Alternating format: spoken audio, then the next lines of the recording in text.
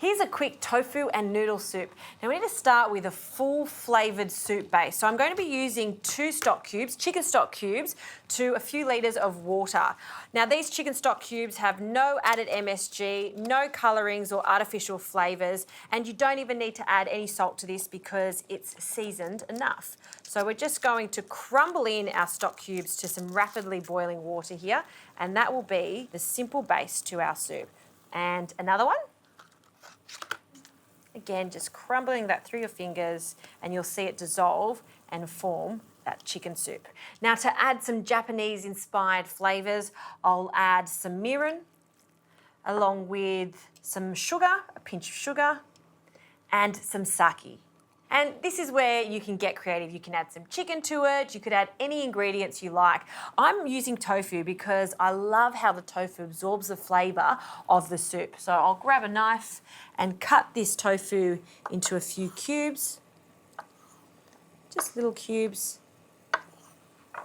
And then we'll add that to our soup base.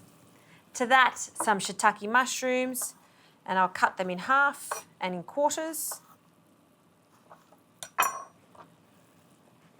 And some cabbage. I'm just using some Chinese cabbage. These stalks we usually throw out, but they're full of flavour. So we'll just cut them into smaller bits. And in they go. We're just blanching them very quickly. To serve this soup up, grab a bowl, some noodles of your choice. I'm using some thin egg noodles. We'll place them into a bowl. And we'll top it with our delicious soup. See, I told you it was very quick. In with our cabbage and our mushrooms and tofu. And then all of this fragrant broth. We want a generous amount just to cover everything. There we go. To finish this off, a little egg that's been soft boiled. Cut that straight down the centre and have a look at that. Nice and gooey. One there.